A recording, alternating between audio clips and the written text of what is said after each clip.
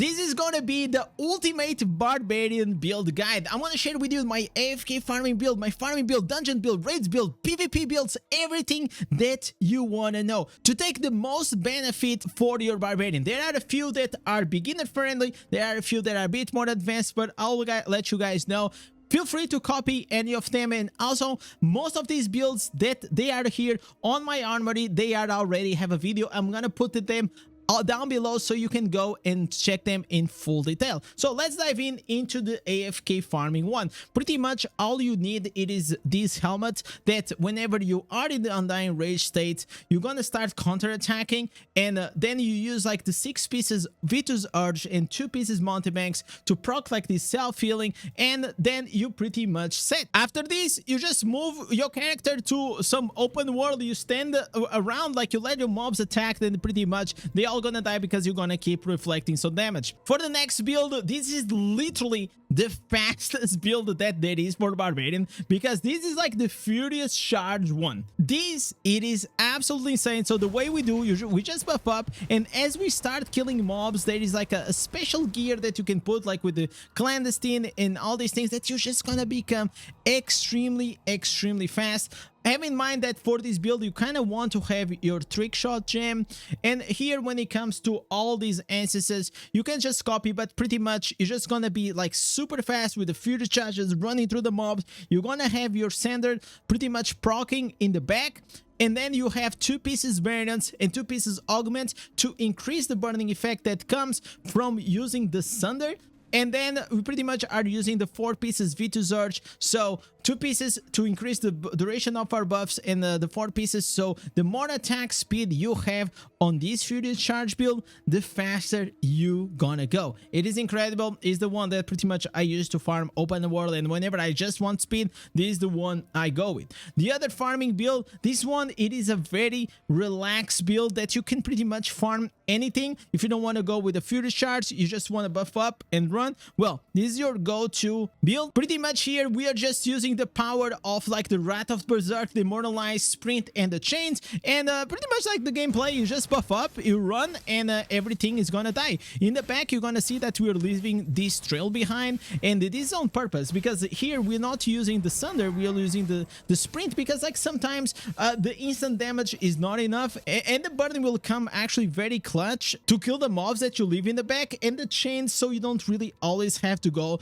towards them. So these ones are pretty much like the 2 builds that I use for farming. One, it is more comfortable, the other one is like the max speed that you can go with. Now let's dive into the dungeon one. This one is the build that you probably already saw from Crane, became extremely popular, and to be honest, man, I have like almost nothing really to add. It just works completely fine. The old concept of this build, it is you just run, you have your Sunder, the Sunder is gonna have all this burning effect, the Demoralize pretty much just gonna blast everything, and the main key instances will always be the Whirling Wall, that now the Demoralize is going to become a buff that whenever you run, you're going to start emitting like this blast together with the Lion's Mane, that pretty much just going to resolve any dots that the mob has and do like an insane amount of damage. Something to have in mind here, you always want to go here with 6 pieces Banquets of Ice. It is extremely good because it's gonna put you in this Poison Rage buff that whenever you are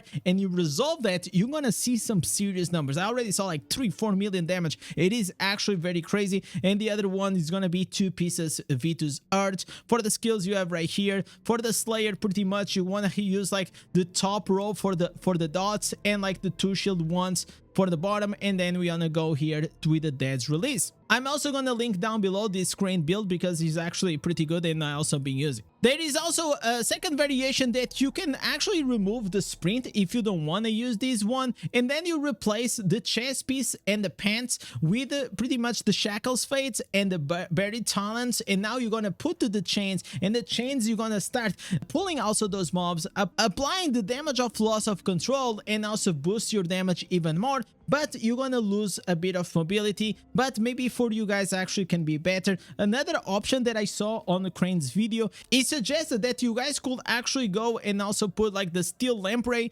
so the chains will also start healing you. But I have another recommendation. I will suggest you to probably, instead of here having the Sunder Legacy, why don't you go and put here some Rod of Persuasion. You're still gonna have here the cooldown on your Wrath of Berserk very small, and pretty much you're just gonna be invincible. Also very good for survivability in the challenge dungeons. Now let's talk about single target and the raid one. I'm gonna warn you, this does a lot of damage, but yet it is not very mobile friendly. But since I play on a PC most of the time, this is the build that I use. It just focuses a lot on primary attack and also spamming a few auto damage. So we have here the Corbask Sneer. This one is gonna increase our critical hit chance by 20%. The Nature's Temper, it is a key instance on your shoulders, because when you are in your Wrath of the Berserk, you're gonna be attacking the mob, you're gonna hitting yourself because it's gonna consume 1% of your current life, but you're gonna deal extra damage. But we need this damage that we take so we can go and proc the Bardic Breaker, that every time you are in the Wrath of Berserk form, you start like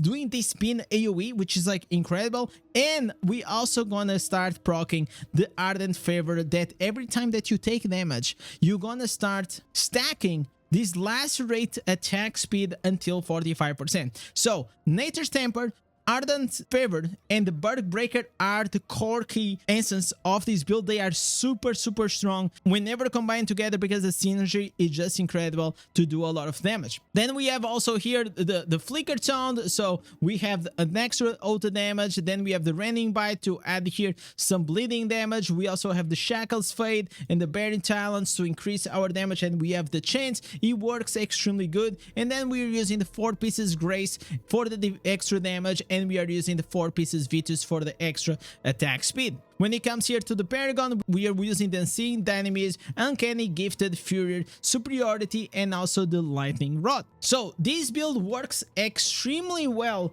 for raids, but also for Vanguard. I use exactly the same build, but the only thing that I change is that instead of 4 pieces Grace and 4 pieces Vitus, I use 6 pieces Vitus and then 2 pieces Banquets. So like this, whenever I buff up, I get the healing ring around me and my team, and it's just gonna make the whole run way more comfortable. So now that we're done with the PvE builds, let's go here into the PvP.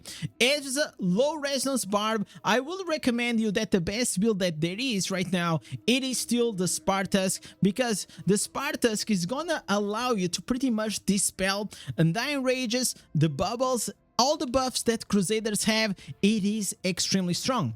Now there is a big cooldown, which is like around 16 to 70 seconds depending on your skill cooldown reduction on the Immortalize, but it is still very viable. It is the best that you guys can actually go and select. I use 4 pieces Mountebanks, 4 pieces Vitus Urge. For the Gladiator, we're using the First Aid, Combat Veteran to reduce the First Aid.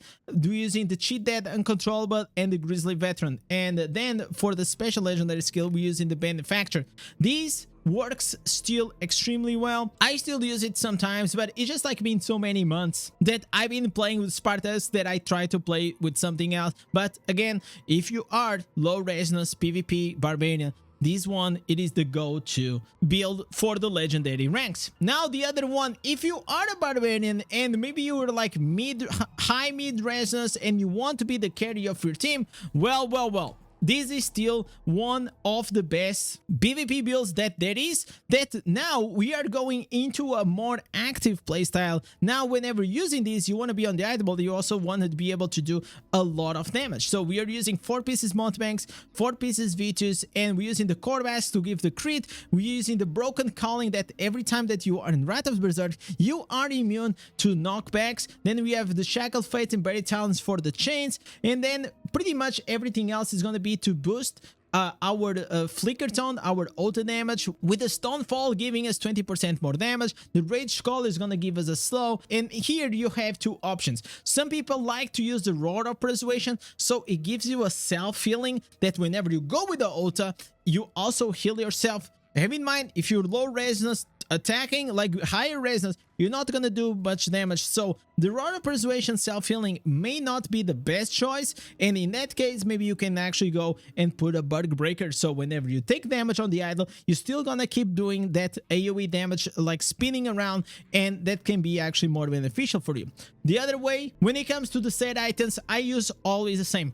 4 pieces Mountebanks, 4 pieces V2 Surge. For me, I think it works the best. There are some options that people can go with 4 pieces Mountebanks, 2 pieces V2 Surge, and 2 pieces Banquets. It's up to you. It is a personal preference. And last but not the least, this is the build that I've been running the most. However, this has a lot of high requirements when it comes to the gear. It is the Evasion build. I also gonna put it down below. I have all these builds down below. And the way it works, we are pretty much using and leveraging the HOTA as our main source of damage, and we are using the sprint to activate the extra 20% of dodge. And then if I go here and I tell you and I show you my gear, you're gonna see that I have a lot of these endured evasion gear that pretty much whenever you evade, you're gonna get a 5% shield, but then if you stack 3 or 4 times, it's gonna be 20%. Then you can use these other ones that is gonna boost even more your evasion gear, and there is these other ones that whenever you get the shields, you also get 50% of absorb damage. Well, you get how it is. Well, this is like literally one of the ways to become the most tanky that you can be as a barbarian. It is quite broken because you keep having shields after shields after shields. You have slightly less damage, but your tankiness, it is through the roof. So for these ones, we are using the Ancestral Steel, which pretty much gonna increase the duration of our Undying Rage by 1 second, and also reduce by a lot the cooldown because you're also gonna have 10% on your Undying. So you pretty much feels like you have Undying all the time. It is kind of nuts. Broken Grasp, the best one, pretty much the GOAT of this build. You really need this one. Retinant Rage to increase the damage of your HOTA. Then we have here the Rage Collar to give the slow, Flicker Tone to give the big HOTA. Snowdrifter, whenever you are with the sprint, you're gonna be chilling everyone around you. But the main reason here is for the cooldown reduction that we really need. So we have the Broken Grasp, the 20% evasion all the time, Stonefall for the increased 20% damage, and the Bug Breaker, so whenever you get damage, you start giving extra damage to everyone around you. You can also go with the Rod of Persuasion. Again, is a personal preference. For the Paragon, we are still using the same Gladiator. The pets are always the savior. You already know how it is. If you guys want more details into any of these builds, I'm gonna leave it once again down below. You guys can check it out. I hope this helps you because this is literally everything that I use in the current moment. I hope you enjoy it, and as always, don't forget to like, subscribe, and type cheese comments down below so I know that you're the legends keep carrying this channel. So Barb Gang, thank you for watching, and I catch you guys on live stream. Peace!